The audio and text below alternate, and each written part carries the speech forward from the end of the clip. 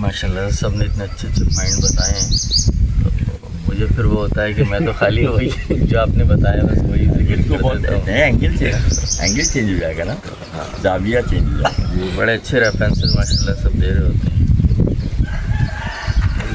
जो मैं समझा हूँ वो कल के बयान से कि जो सूफ़ी साहब गधे पर सवार सफ़र करते हुए खानका पहुँचे, तो कोई बात नहीं जी ये रूह का ज़िक्र है कि रूह जो है जिस्म के साथ सफ़र करती हुई दुनिया में आई। सही है। जब रूह दुनिया में आ गई तो अब उसका साथ जो है मुस्तकिल तौर पे जिस्म के साथ है। रूह नूरानी है और जिस्म जो है मादी है। रूह को सूफ़ी से तशबीह दी गई है और जिस्म को गधे से तशबीह दी गई है। तो रूह बिलतबा जो है वो नूरी कैफियत वाली है। उसकी हैसियत जो है मतलब एक सूफ़ी की हैसियत है उसकी। उसका रुझान हमेशा अल्लाह की तरफ, नूर की तरफ रहता है, रूह का रुझान। तो इसीलिए जब भी अम्र एक्टिव होता है इंसानी वजूद के अंदर, तो इंसान जो है अल्लाह के करीब हो जाता है। क्योंकि रूह, जैसे मसनदी की जो पहली हिकायत है, जो बांसुरी का जिक्र किया गया है कि बांसुरी जंगल से कट जाती है तो वो जो है गम में मुब्तला है, यही कैफियत रूह की भी है। रूह जब तक दूर है तो गम में है, और जैसे ही उसका अम्र एक्टिव हो गया तो वो हमेशा अल्लाह की तरफ, बातिन की तरफ उरूज करती है। फिर वो फिर मुराक़बे का जिक्र है कि नूर से नूर को मिलाने का नाम मुराक़बा है। तो वजूद भी इंसानी में भी यही कोशिश रहती है ज़िंदगी के अंदर कि इंसान जो है अपने नूर को बढ़ाकर उस नूर से मिला दे, यानी जैसे भी जिक्र हो रहा था किरण को सूरज से मिला दे, ताकि उसका बातिन जो है उस सूरज से रोशन हो जाए। और यही कैफियत जो है और यही अमल जो है मुराक़बा कहलाता है। सूफ़ी की नज़र में कागज़ और कलम की हैसियत नहीं है। रूह को जो उलूम हासिल होते हैं वो कागज़ और कलम के उलूम नहीं हैं। ज़ाहिरी उलूम जो हैं वो उनकी कोई हैसियत नहीं है। मौलाना रूम रहमतुल्लाह अलैह फरमाते हैं कि ज़ाहिरी उलूम की मिसाल ऐसी है कि मुँह पर मुश्का बांध दिया जाए। हाय हाय, खूबसूरत बात। मूज़ बांधी तो उनको जो है फिर वो बातिनी उलूम हासिल नहीं होते, कुर्ब के उलूम जो है वो हासिल नहीं होते, यानी कुर्बत हासिल नहीं होती है अगर महज ज़ाहिरी उलूम की तरफ ही तवज्जो रह जाए तो। इसीलिए रूह को जो उलूम हासिल होते हैं वो बातिन के उलूम होते हैं, वो नूरानी उलूम हासिल होते हैं, जिसकी नाम इल्म लदुन्नी भी कहा जाता है कि रूह को वो उलूम हासिल होते हैं। इसीलिए उसकी नज़र में जो है कागज़ और कलम की कोई हैसियत नहीं है। वो बराह रास्त उसको जो है वदियत की जाती है, रूह के अंदर उलूम जो हैं वदियत किए जाते हैं। इंसान या रूह जो है अपने रब का कुर्ब चाहती है, उसके लिए इंसान रियाज़त और कोशिशें करता है। लेकिन अगर ये कहा जाए कि उसको अपनी रियाज़त से कामयाबी मिलती है तो ऐसा नामुमकिन नहीं है। ठीक है, हतमी नहीं है। ज़ाहिद जो है जिसके कहा जाता है कि वो 1 महीने चलता है तो 1 दिन का सफ़र तय करता है, जबकि आरिफ जो है वो अल्लाह के शाह के तख्त के साथ होता है। जो कोशिश करता है, जैसे कुरान की आयत है लैसल इंसाना इल्ला मा सा, इंसान के लिए कुछ नहीं है सिवाय उसके कि जिसकी वो कोशिश करे। तो जो कोशिश करता है अल्लाह ताला जो है उसे अपना कुर्ब इनायत फरमा देते हैं। ठीक है, उसे करीब कर लेते हैं। जैसे मिसाल दी गई कि जो मुश्क वाला हिरन है उसके कदमों पर चंद कदम चलता है तो फिर खुशबू ही उसकी रहनुमाई करती है और उसका रास्ता बन जाती है। इसी तरह जो 1 कदम अल्लाह की तरफ चलता है तो अल्लाह फरमाता है कि वो 10 कदम बंदे की तरफ आता है। इसी तरह जो 1 हाथ बढ़ाता है तो अल्लाह 10 हाथ उसकी तरफ बढ़ा देता है। इस तरह तो जो अल्लाह ताला का कुर्ब हासिल करने की कोशिश करता है तो फिर अल्लाह ताला अपनी रहमत से उसे अपना कुर्ब इनायत फरमाते हैं। ये सरासर अल्लाह की अता और रहमत है। महज बंदे की कोशिश से ये कामयाबी जो है मुमकिन नहीं है। आरिफों का ज़िक्र आया کہ وہ جو ہیں جو انگور کے بننے سے پہلے ہی شرابن طہورہ کے جام انہوں نے پی لیے. اب بات ہے. اللہ تعالیٰ نے عارف کو یہ وصف عنایت کیا ہے کہ اس کی نظر سے سارے پردے ہٹ جاتے ہیں. ٹھیک ہے, وہ ازل سے ابد تک دیکھتا اور سمجھتا ہے. ہر شے کی حقیقت اس کی نظر پر جو ہے واضح ہوتی ہے کہ ہر اور شے, یہی اس کی فضیلت ہے دیگر خلائق پر. دیگر خلائق کی وسعت نظری اس انداز کی نہیں ہے جو اللہ کے محبوبین کی وسعت نظری ہے. یہ بہت اہم پوائنٹ ہے یہاں پر کہ جتنی خلائق 18,000 عالم میں جتنی مخلوق بستی ہے, چاہے وہ بشری لباس میں ہو یا وہ بادلی لباس میں ہو, چاہے وہ حجراتی لباس میں ہو, چاہے وہ آبی دائرے میں ہو, سب جو ہیں وہ ادنا ہیں. اور کس کو فضیلت حاصل ہے؟ عارف کو فضیلت حاصل. عرفان ذات رکھنے والے کو فضیلت, اللہ کی پہچان رکھنے والے کو فضیلت ہے. مقدم ہے ان تمام پر جو جتنی بھی خلائق اور ہیں.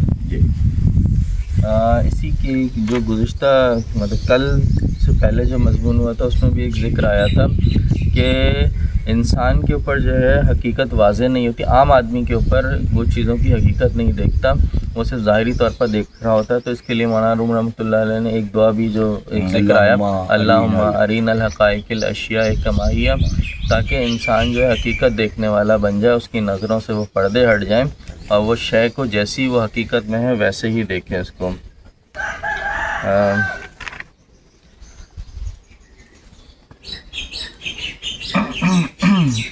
مولانا فرماتے ہیں کہ میں اتنی زبردست مثالوں سے سمجھا رہا ہوں اور تم کشمش اور اخروٹ کے چکر میں پڑے.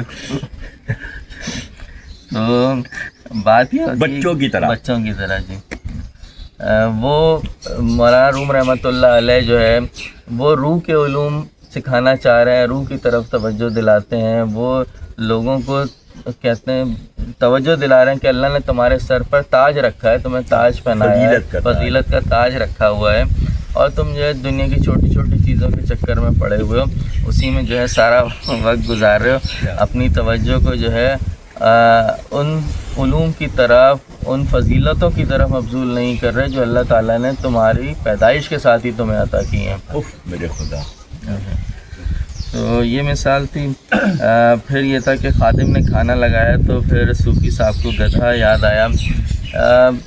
ہوتا یہ ہے کہ دنیا میں جب آ جاتے ہیں, انسانی وجود پیدا ہو گیا, تو اب دنیا میں جو ہے جو اس کا واسطہ ایسے بہت سارے لوگوں سے پڑتا ہے, جس کو جیسے خادم کی مثال سمجھایا گیا, جو مادیت پرست ہوتے ہیں, جو اپنے مفاد پرست ہوتے ہیں, ظاہر پرست ہوتے ہیں, محدود نظری بھی کہہ سکتے ہیں, چھوٹے دائرے میں دیکھتے ہیں چیزوں کو, محدود نظری کے ساتھ ہوتے ہیں. وہ ہر شے کو اپنی خواہش کے مطابق برتتے ہیں اور اسی کے مطابق دنیا کا نظام چلانا چاہتے ہیں.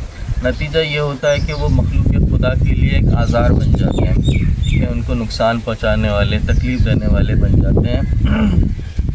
ان سے فیض نہیں پھیلتا, بلکہ لوگ جو ہیں ان سے پریشانی میں مبتلا ہوتے چلے جاتے ہیں. وہ وعدے کرتے ہیں, پورے نہیں کرتے. اللہ تعالیٰ کا ایک سسٹم ہے کہ اللہ تعالیٰ نے جو ہے ہدایت کا ایک سسٹم رکھا ہے, ایک سسٹم رکھا ہے, اور یہ سسٹم بہت وسیع ہے. جہاں انبیاء سے شروع ہوتا ہے تو پھر اس کا آخری جو ایک درجہ ہے وہ خواب کا درجہ ہے. خواب جو ہے نبوت کا 40واں حصہ, سچے خواب جو ہے قرار دیے جاتے ہیں.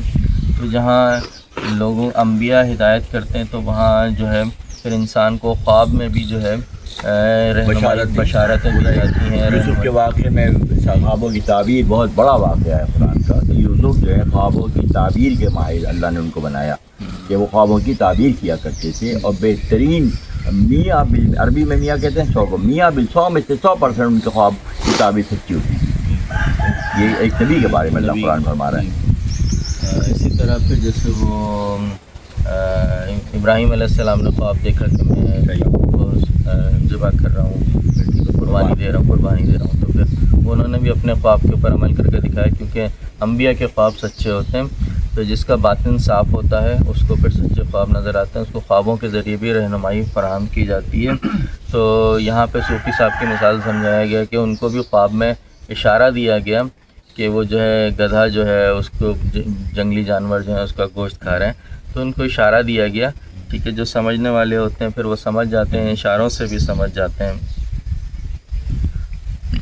عام خیال یہ ہوتا ہے کہ ہر عداوت کے لیے کوئی سند ہوتی ہے, کہ کوئی اگر دشمنی کر رہا ہے تو اس کی کوئی نہ کوئی بیس ضرور ہوگی، ہم نے اس کے ساتھ کچھ برا کیا ہوگا تو شاید وہ جواب میں کچھ برا کر رہا ہو، لیکن حقیقت ایسی نہیں ہوتی۔ بعض لوگ بلا وجہ بھی دشمنی میں پڑتے ہیں، جیسے ابلیس کی مثال سامنے آئی کہ ابلیس جو ہے وہ آدم علیہ السلام سے عداوت رکھتا ہے جس کی کوئی وجہ نہیں ہے سوائے اس کے اپنے حسد کے، کہ وہ صرف اپنے حسد کی وجہ سے دشمنی رکھتا ہے۔ اسی طرح ہمارے آس پاس ہمارے انوائرمنٹ میں ایسے بہت سارے لوگ ہوتے ہیں جو ہم سے صرف حسد کی وجہ سے دشمنی رکھ رہے ہوتے ہیں، وہ خود اپنی صلاحیتوں سے آگے نہیں بڑھ پاتے تو وہ طریقہ یہ اختیار کرتے ہیں کہ وہ جو ہے لوگوں سے دشمنی شروع کرتے ہیں اور ان کا مقام و مرتبہ گھٹانے کی کوشش کر رہے ہوتے ہیں۔ گدھا رو رہا تھا، اللہ تعالیٰ کی بارگاہ میں دعا کر رہا تھا کہ یہ میں کس شیخ کے ہاتھ لگ گیا۔ اسی طرح جو لوگ دنیا میں صحیح راستہ نہیں اختیار کر پاتے، نہیں کرتے، انہیں صحیح لوگوں کی صحبت اور رہنمائی نہیں ملتی، تو پھر عمر کے کسی حصے میں جا کر وہ ضرور اس بات پر پچھتاتے ہیں کہ انہوں نے زندگی جو ہے وہ رائگاں ہو گئی، کہ چاہے وہ موت کا آخری لمحہ ہی ہو، کہ اس وقت پھر ایک پچھتاوا ہوتا ہے کہ ہم زندگی کو جو ہے کس طرح گزار کے چلے گئے، ہم نے کن کے ساتھ اپنا وقت ضائع کر دیا۔ تو گدھے کی مثال سے سمجھایا گیا کہ بہتر یہ ہے کہ پہلے ہی اس بات کی فکر کر کے صحیح راستہ اپنا لیا جائے، ورنہ ایسے بہت سارے لوگ ہوتے ہیں جو بظاہر تو نیکی کی تبلیغ کرتے نظر آتے ہیں، لیکن در حقیقت باطن میں وہ ابلیس صفت ہوتے ہیں، اور وہ کہا بھی ہے، جیسے مولانا میں ایک مثال بھی دیتے ہیں کہ ابلیس جو ہے سیدھے راستے پر بھی اتنی دور لے جا کر چھوڑتا ہے کہ پھر واپسی کا راستہ نہیں ملتا۔ صحیح۔ تو ان لوگوں کا معاملہ بھی یہی ہے کہ وہ بظاہر نیکی کی بات کرتے ہیں، لیکن در حقیقت وہ لوگوں کو جو ہے بہکا کر جہنم کی طرف لے جاتے ہیں پھر وہ۔ اس لیے پہلے ہی مرحلے کے اندر اس بات کا تعین کر لیا جائے کہ ہم کس طرف ہیں، کس کے ساتھ ہیں، کیونکہ انسان کا معاملہ بھی یہ ہے کہ پھر انسان قیامت میں، روز قیامت میں اس کے ساتھ اٹھایا جائے گا جس کے ساتھ وہ فکری طور پر ہوگا۔ اگر فکری طور پر وہ دنیا کی طرف اس کا رجحان ہے تو اس کا مال و دولت کی طرف رجحان ہے تو اس کا مطلب ہے کہ مال و دولت کے ساتھ وہ اٹھایا جائے گا جو اس کے لیے وہاں جہنم کی آگ بن جائے گی پھر وہ۔ تو بہت سے اسی بات کو اس طرح بھی بیان کیا گیا کہ بہت سے ابلیس جو ہیں انسانی روح کے اندر جو ہے وہ گھوم رہے ہیں، اور اپنا ہاتھ ان کے ہاتھ میں رہنا چاہیے جو اللہ کی پہچان رکھتے ہیں، اللہ کے اولیاء کرام میں ان کا شمار ہوتا ہو۔ اللہ تعالیٰ نے انبیاء کو دنیا میں بھیجا تاکہ حق اور باطل کو جو ہے الگ الگ کر کے جو ہے وہ دکھا دیں۔ صاف طور پر انبیاء کی جو تعلیمات ہیں وہ لوگوں کو صاف طور پہ بتا دیتی ہیں کہ حق کیا ہے، سچائی کیا ہے، نیکی کس طرف ہے، اور گناہ کیا ہے، باطل کیا ہے، مقصد حیات کیا ہے، اللہ کی تخلیق کا مقصد کیا ہے۔ اللہ نے تخلیق کی ہے، عظیم الشان نعمت ہے جو ہمارے حصے میں آئی ہے، اس کا ہمیں کتنی، اس کی میں کتنی پہچان ہے۔ اصل بات دنیا تو عارضی ہے، یہ وجود بھی عارضی ہے۔ یہ کل بھی شاید بات ہو رہی تھی کہ یہ بدن جب گھٹ جائے گا تو ڈی جنریشن ہوگی تو خود کا شکار ہوگا تو کیا رہ جائے گا، کچھ بھی نہیں۔ مگر جو امر ربی ہے، جو امر ہے، جو اس کو چلا رہا ہے سسٹم کو، تو اس کی پہچان کے لیے ساری محنت ہے نا۔ انبیاء بھی اسی لیے مبعوث کیے گئے، بھیجے گئے کہ انسانوں کو امر ربی کی پہچان کرا کر اپنے رب سے قریب کرنے کا فریضہ انجام دینے کے لیے بھیجا گیا۔ اہل اللہ بھی یہی کرتے ہیں۔ ٹھیک ہے، دنیا چاہیے، دنیا بھی ایک ضرورت کا درمیان کا دائرہ ہے، اس پہ بنا نہیں کیا گیا کہ اس کو چھوڑ دیا جائے۔ ہاں، ایک لمیٹیشن کا تعین کرنے کے لیے تعلیمات کے ساتھ، کتابوں کے ساتھ، حیات انبیاء کے، اہل اللہ کی حیات مبارکہ کی جو روش ہے اس کو پہچان کر آگے بڑھا جائے۔ اسی بات کو اگر پہلے پوائنٹ سے کنیکٹ کریں کہ جیسے صوفی صاحب آئے تھے گدھے پر سوار، اور یعنی روح دنیا میں آئی، اور اس کے بعد جو ہے وہ ہم خیال لوگوں کے ساتھ اس نے جو ہے تربیت پائی، علوم حاصل کیے، اللہ تعالیٰ کا قرب حاصل کیا۔ تو انبیاء اور اہل اللہ کا مقصد بھی یہی ہے کہ انسان کے اندر جو امر پوشیدہ ہے اس کو جو ہے ایکٹیو کیا جائے، تاکہ اس کی جو اللہ تعالیٰ کی طرف سے جو رحمتیں اور فضیلتیں اس کو حاصل ہیں، وہ رحمتیں اور فضیلتیں اس کے اوپر واضح ہو جائیں۔ اس کے اوپر جب یہ امر ایکٹیو ہو جاتا ہے تو پھر جسے منصور حلاج رحمۃ اللہ علیہ کی مثال دی گئی کہ ان کا سراپا جو ہے مکمل طور پر نور میں غرق ہو جاتا تھا۔ جب وہ نور میں غرق ہو جاتا تو پھر وہ ان الحق کا نعرہ لگاتے، تو اس وقت وہ ان الحق کا نعرہ لگانا غلط نہیں تھا، کیونکہ کہ ان کا اپنا وجود جو ہے ختم ہو جاتا تھا. اور اس کی مثال جو ہے ہمیں ایک بایزید بستامی رحمۃ اللہ علیہ کے واقعے میں بھی ملتی ہے کہ جب بایزید بستامی رحمۃ اللہ علیہ نے جو ہے فرمایا تھا ایک دن اسی کیفیت میں کہ میرے جبوں میں خدا کے علاوہ کوئی نہیں ہے. ٹھیک ہے, تو وہ بھی وہی کیفیت ہے. یہ بتایا یہ گیا کہ جب تربیت ہو جاتی ہے, تربیت کے مراحل سے لوگ گزر جاتے ہیں, اللہ تعالیٰ کی نور سے کنیکٹ ہو جاتے ہیں جو مراقبے کی کیفیت ہے, تو پھر ایک مقام یہ آتا ہے کہ انسان کا اپنا وجود ختم ہو جاتا ہے اور مکمل طور پر اللہ تعالیٰ کے جو ہے نور میں غرق ہو جاتا ہے. تو مولانا روم یہ کون سی منزل کہلائے گی طریقت میں؟ فنا فی اللہ. فنا فی اللہ. دیکھیں 3 درجے ہیں. فنا فی شیخ ہے, پہلے آنے والا اپنے آپ کو شیخ میں فنا کرتا ہے, وہ شیخ اس کو اپنے پاس روک کے نہیں بیٹھتے ہیں, وہ فنا فی رسول کی منزل پر سرفراز کرتے ہیں جو ان کی ڈیوٹیوں میں سے ڈیوٹی ہے. آنے والے کو تربیت دے کر آقا کی بارگاہ میں تحفتاً پیش کرتے ہیں. آقا صلی اللہ علیہ وسلم جو باعث تخلیق کائنات ہیں, اس پروڈکٹ کو, اس نفر کو, اس فرد کو, اللہ کے بندے کو آقا نے کبھی نہیں کہا کہ میرے بندے ہیں, میرے بندے میری تو امت ہی ہیں, میں تو ان کا نبی ہوں. تو اب خدا یعنی کہ شیخ سے سفر شروع ہو رہا ہے. شیخ نے فنا فی شیخ کی منزل حاصل کی, مرید نے, اس کے بعد وہ فنا فی رسول کی منزل پایا, پھر فنا فی اللہ کی جب فنا فی اللہ کی منزل پر آتے آتے اس کا یہ مادی وجود گھٹ گیا اور عیسیٰ کی طرح روحی وجود جو ہے اجاگر ہو گیا, روحانی وجود جو ہے وہ اجاگر ہو گیا. لطیف مخلوق جو ہے نکل کر آگے. دیکھنے میں عیسیٰ انسانوں جیسے ہیں, انسانوں جیسے اگر ہوتے, رمق ہوتی, ٹھیک ہے, کنیکٹیوٹی تھی تو قبر میں جگہ ملتی, قبر میں نہیں ملی, آسمانوں میں جگہ ملی. عیسیٰ کا وجود اگر بدنی عنصر زیادہ ہوتا, عیسیٰ کے اندر بدنی عنصر زیادہ ہوتا, ماں کی وجہ سے, پیدائش کے پروسیس کی وجہ سے, ظاہر ابدیت ہے, بندگی ہے. عیسیٰ جیسے عیسائیوں کا تصور ہے کہ وہ روح اللہ ہیں, اللہ کے بیٹے ہیں. اللہ کے بیٹے نہیں ہیں, اللہ کا امر ہیں. امر جب مریم سے ملا تو ایک وجود آیا, اور وہ اس وجود میں نورانیت زیادہ ہے اور بدنی عنصر کم ہے. جب بدنی عنصر کم ہے اور نورانیت زیادہ ہے تو اس کا مقام پھر کہاں ہے؟ وہ بلندیوں پر ہے. اور ہمارے اندر بدنی عنصر زیادہ ہے, روح موجود ہونے کے باوجود تربیت نہیں دے رہے تو وہ گھٹ کر رہ گئی. جیسے درختوں میں پھل لگتے ہیں تو جہاں محنت ہوتی ہے وہ پھل بڑے خوبصورت, بڑے دیکھنے میں جاذب لگتے ہیں, مٹھاس بھی زیادہ ہوتی ہے, اور جن پہ محنت نہیں ہوتی وہ آڑے ٹیڑے کیڑے زیادہ ہوتے ہیں. تو یہ باغوں میں نظر آتا ہے ہم نا کہ اس پہ محنت ہوئی ہے تو یہ ایسے بن گئے, اور محنت نہیں ہوئی تو ایسے بن گئے. کرم زدہ, کیڑے لگے ہوئے, ٹیڑے میڑے پھل نظر آتے ہیں. اور وہ کون ہو جن کو تربیت نہیں ملتی, جن کو محنت نہیں ملتی, جنہوں نے محنت نہیں کی ہوتی ہے. اور جو محنت کرتے ہیں وہ کیا بن جاتے ہیں پھر؟ وہ اس کیفیت میں چلے جاتے ہیں جو بلندی کی کیفیت ہے. جی کل کا جو مضمون تھا وہ یہی تھا کہ انسان کی پیدائش سے مولانا روم رحمۃ اللہ علیہ نے شروع کیا, جس کو بتایا کہ صوفی صاحب سفر کرتے ہوئے آئے, خانقاہ میں دنیا کی مثال خانقاہ سے دی گئی, اور پھر اس کی انتہا کی منزل دکھائی گئی کہ پھر جو ہے انسان جو ہے اب فنا فی اللہ کی منزل مطلب دکھائی گئی کہ وہاں جو ہے نور میں اپنی ذات کو فنا کر دیتا ہے. تو پورا مضمون اسی کے اوپر تھا کل کا, جو مجھے جو سمجھ میں آیا اس کے اوپر. اور یہ کہ جب انسان خلوص سے کوشش کرتا ہے تو پھر اللہ تعالیٰ کی طرف سے جو ہے اس کی اس کوشش کو قبول کرتے ہوئے اسے اس منزل سے سرفراز کیا جاتا ہے, کرک لیا جاتا ہے. اللہ تعالیٰ اپنی رحمت سے اسے یہ عنایت کرتے ہیں. ماشاء اللہ. تو اس کو کنکلوڈ کر لیتے ہیں. خلاصہ یہ ہے کہ دنیا میں ہم آئے, خانقاہ میں ہم آئے, بدنی وجود کے ساتھ صوفیزم کے نظریات کے ساتھ آئے, یہاں کے لوگ بھی ملے, ان کے ساتھ صحبت بھی اٹھائی. ٹھیک ہے, اب ہوشیاری یہ دکھائی جا رہی ہے, سمجھایا جا رہا ہے, اس کے باوجود خطرات ہیں. صوفی بھی ہیں, مراقب بھی ہوتے ہیں, اللہ سے تعلق کی منزل پر بھی ہیں, مگر مولانا یہ دکھا رہے ہیں اس کے باوجود خطرات ہیں. کوئی ایسا مل جائے گا جو صرف لا حول ولا قوت لا حول پڑھتا نظر آئے گا مگر وہ اس کی حقیقت سے واقف نہیں ہوگا تو تمہیں نقصان ہو جائے گا. جس طرح سے صوفی صاحب کو نقصان ہو گیا اور گدھا بیچارہ یہ بدن جو ہے تھک گیا. اندر روح جو ہے وہ صوفی صاحب ہیں اور باہر بدن ہے وہ بھی اس کا حصہ ہے. اب وہ بدن تھک گیا کیونکہ ایک دنیا دار نے اسے اپنے مکر میں پھنسا لیا.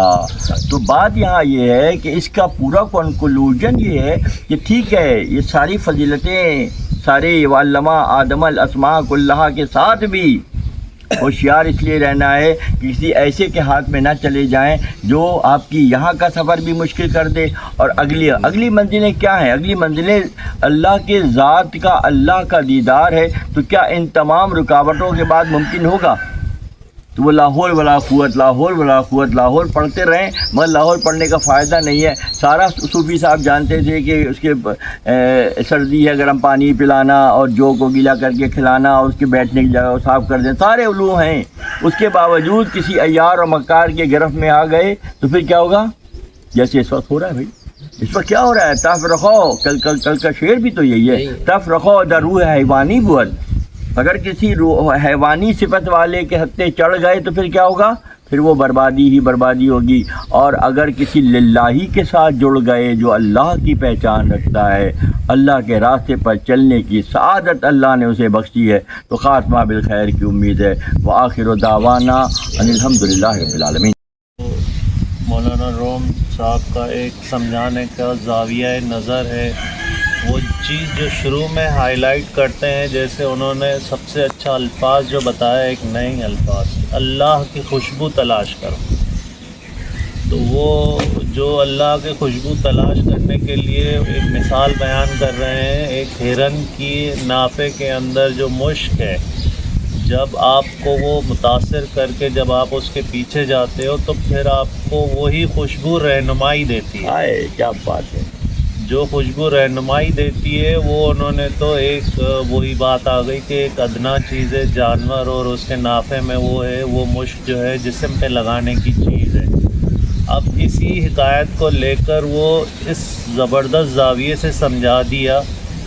ایک تو وہ جو اللہ کی خوشبو تلاش کرنے کا ایک طریقہ کار بتایا انہوں نے کہ سب سے پہلے تو ایسے لوگوں سے جڑ جائیں جو اللہ سے نزدیک ہیں۔ اب انہوں نے صوفی کا ایک مثال دی، اور صوفی کی مثال ایسی ہے کہ ایک اللہ کا ایسا بندہ ہے جو اللہ کے ذکر میں مشغول ہے اور اچھی باتیں بتاتا ہے، اور جو اس کے خادم کی مثال ہے وہ اس کے سمجھ لیں کہ ایک جیسے مرید ہے، اور وہ جو گدھا ہے وہ سمجھ لیں جیسے کوئی ہمارے سامنے بیٹھا ہو، اس کو سمجھا رہا ہو۔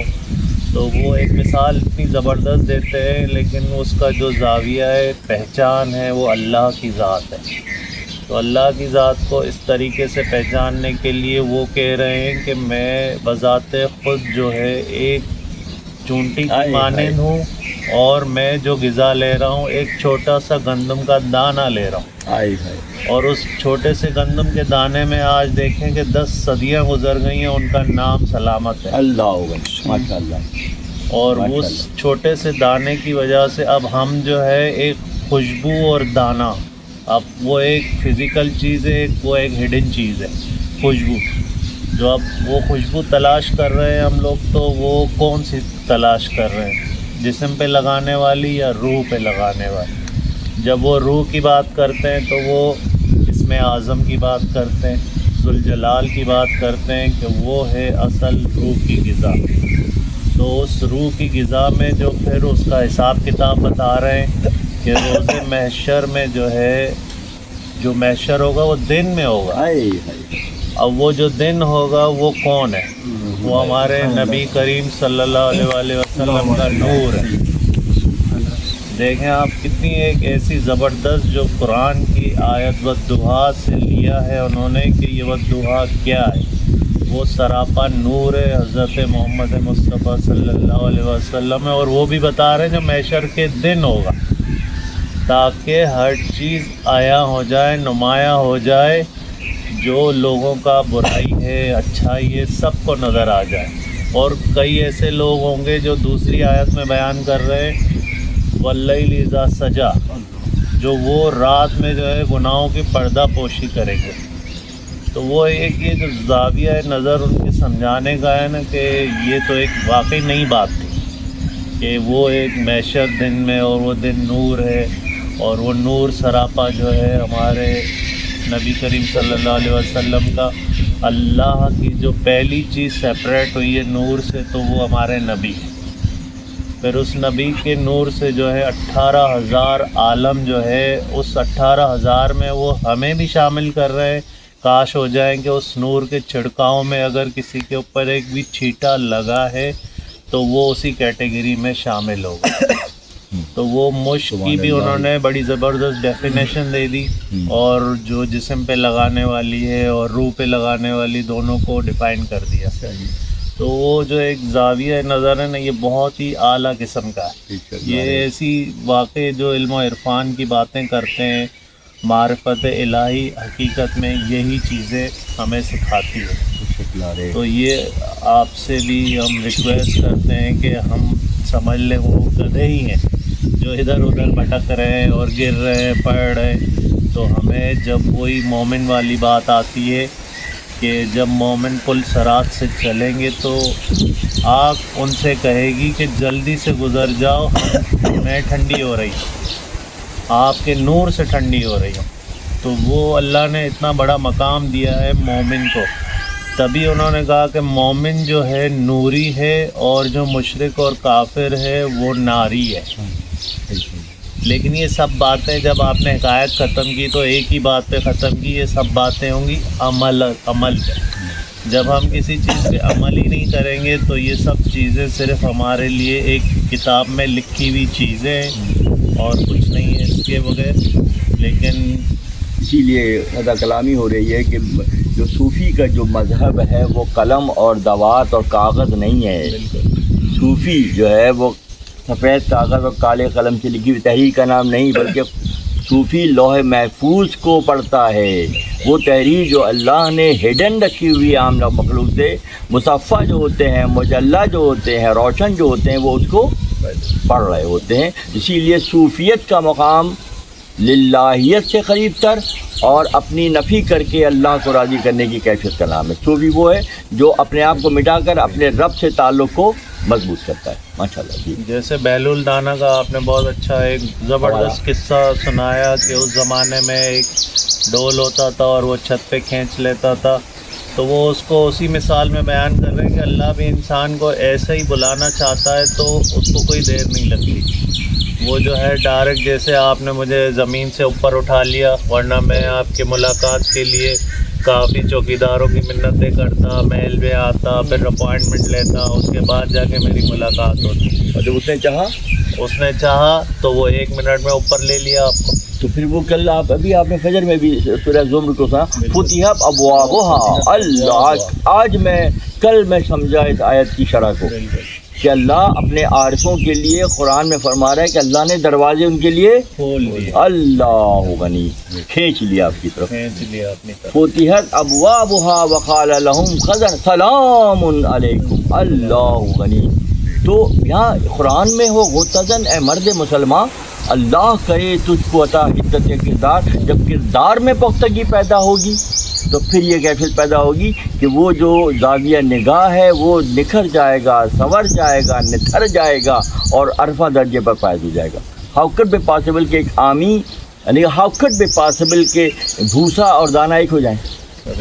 अल्लाह ने फरिश्तों अंबिया को भेजा भूसे और दाने को अलग करने के लिए। भूसा जानवरों की ग़िज़ा, अदना मखलूक की ग़िज़ा, और दाना अरफा मखलूक की ग़िज़ा। तो ये फुतिहत अब्वाबुहा की जो शरह कल मौलाना ने की है बहुत डिफरेंट है। ये बहुत जो मेहनत करेंगे उनको आपके पास नया हवाला आया, उनके लिए दरवाज़े अल्लाह खोलेगा। अल्लाह फुतिहत अब्वाबुहा वक़ाल लहुम खज़नतुहा सलामुन अलैकुम तिबतुम फदखुलूहा खालिदीन, कि हमने दरवाज़ा तुम्हारे लिए कौन खोल रहा है? अल्लाह खोल रहा है। तो आपकी ज़रा सी मेहनत से उस हिरन को पहचान के, क़दमों के निशान को पहचान के आगे आप क़ुर्बत इल्लाह की मंजिल पर फायज हो सकते हैं। आप अल्लाह से ताल्लुक़ को जोड़कर अल्लाह से करीब तर होने की कोशिश कर सकते हैं। जब आप कोशिश करेंगे तो बिल्कुल उसी तरह से उठा लिया जाएगा जैसे वहाँ पर मज़मून आया था कि ऊपर उठा लिया गया। जी कहिए। और दूसरी बात जो उन्होंने बड़ी अच्छी बताई कि जो आलम अरवाह में जब अल्लाह ताला इंसान की तख्लीक के बारे में फ़रिश्तों से मशवरा कर रहा था, तो ये एक सवाल है आपसे कि ये फ़रिश्तों ने कहा था या इब्लीस ने कहा था कि ये फ़साद फैलाएगा? फ़रिश्तों ने कहा था कि हम आपकी हमदो सना बयान कर रहे हैं, सूरह बकरा का मज़मून है ना, कल वो बयान हुआ था कि हम कर ही तो रहे हैं। तो यानी कि फ़रिश्तों की इंतहा इबादत है। مگر خلیفۃ اللہ کی جو انتہا ہے وہ عملیت پسندی ہے، محدودیت نہیں ہے بلکہ وسعت ہے. اس میں کیسے کیسے یونس اور کیسے کیسے یوسف اور کیسے کیسے زکریا اور کیسے کیسے یحییٰ اور کیسے کیسے عیسیٰ عالم وجود میں آئے. اس بات سے فرشتے غافل تھے. اسی مخلوق کو جب خدا وسعت دے گا تو اس میں کیسے کیسے رنگ کھلیں گے، کیسے کیسے بوتراب ہوں گے اور کیسے کیسے محمد اور کیسے کیسے آپ کے امتی عالم وجود میں آئیں گے. اس بات سے عبادت کے نتیجے میں نہیں آیا، تابعداری کے نتیجے میں لایا. تو یہ اس بات میں ایک اور بڑا اچھا زاویہ کھل گیا کہ واقعی جب اللہ تعالیٰ فرماتے ہیں کہ جو میں جانتا ہوں وہ تم نہیں جانتے، تو واقعی وہ جو جانتے تھے تو وہ تو عارف ہوں گے جو وہاں پہ پہلے ہی عالم ارواح میں جو ہے موجود تھے، کیونکہ اللہ تعالیٰ کی تخلیق ایسے ہو ہی نہیں سکتی کہ وہ سوچ کے بنائے، کیونکہ وہ تو کن کا مالک ہے. وہ کن کہہ دیا اور اس نے جو ہے سارا تخلیق ہو چکی، تو وہ تو پہلے ہی ہو چکی تھی. بس اس کو جو ہے نا ایک سیکوینس دینی تھی تاکہ دوسری جو مخلوق ہے اس کے اوپر افضل جو ان کو بنانا ہے. تو ظاہری بات ہے ہر چیز کا عمل، وہی بات آ گئی کہ عمل جب کر کے انہوں نے دکھایا تو وہ جو ہے ایک اعلیٰ مخلوق قرار پائی. تو اس میں جو اعلیٰ مخلوق میں جو اعلیٰ لوگ ہیں بے شک انبیاء کرام ہیں، ہمارے نبی صلی اللہ علیہ وسلم کی ذات مبارکہ ہے. اور اس کے علاوہ ایک نیا زاویہ دیا کہ عرفان ہے، وہ جو عرفا ہے وہ اللہ کے. اور اس دن بھی آپ نے ایک بڑی اچھی مثال دی کہ حضرت موسیٰ علیہ السلام کے ساتھ جب ہمارے نبی کریم صلی اللہ علیہ وسلم کا مکالمہ ہوا تو انہوں نے یہی کہا کہ آپ کی امت کے جو علماء کرام ہیں وہ جو ہے بنی اسرائیل کے انبیاء کے برابر جو ہے ان کی حیثیت ہوگی.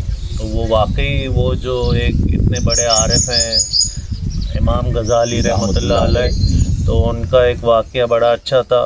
تو ایسی ایسی نوازشات جب عالم ارواح میں ان کا ہاتھ وہاں اور بعد میں آ رہے ہیں 400 سال بعد، اب جو ہے وہ واقعی ایک وہ عالم ارواح میں یہاں سے تو ثابت ہو جاتی ہے تصرف. بالکل اسی کا کہتے ہیں ہمارے یہاں صوفیہ میں کہ تصرف ہے، یعنی کہ اختیار ہے، اختیار مصطفیٰ ہے کہ آپ لباس بشریت میں معراج میں گئے، عالم ارواح سے بلایا گیا. امام غزالی رحمۃ اللہ علیہ کو موسیٰ کلیم اللہ عالم ارواح کی دائرے میں ہیں، ٹھیک ہے، 2 روحیں ہیں اور ایک جسم ہے.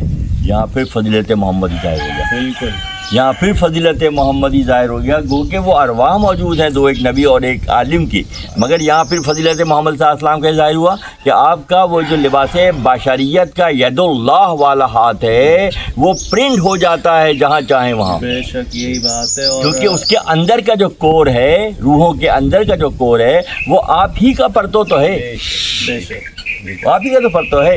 اس نشست کا مقصد ہی یہی ہے کہ ہم اس کو جتنا دودھ کو پھینٹیں گے، مکھن بنائیں گے، اس کے بعد گھی نکالیں گے تو گفتگو ہی میں بہت سے راز چھپے ہیں. فوش اگر گویام جہاں برہم جنم والی کیفیت. جی تو وہ کل جو بات ہو رہی تھی آپ کی ہماری، تو یہ میں چاہتا ہوں کہ یہ بھی بات سنیں تاکہ قرآن کی آیت اور قرآن کی جو تحقیق ہے اور اس کا جو ایک نافع علم سے فائدہ اٹھانے کی بات ہے کہ یہ میں اپنی بات بتا رہا ہوں آپ کو کہ 6-7 دن سے یہ صرف 5 نبیوں کے لیے جو صدیق نبی کہا گیا، واقعی ان کے لیے کہا گیا کہ ان کی ہر چیز کی ایک لمٹ ہے. تو حضرت نوح علیہ السلام کو کہا گیا صدیق نبی ہے. صدیق مطلب تصدیق کرنے والا، اور تصدیق کیا کر رہے ہیں؟ وہ سراپا حقیقت جو کئی لوگوں سے آج تک ہڈن ہے.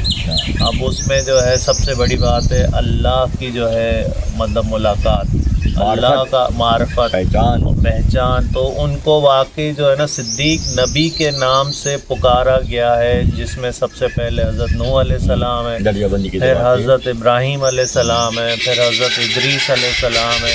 تو ان کی ایک لمیٹیشن ہے، کوئی تیسرے آسمان پہ، کوئی چوتھے پہ.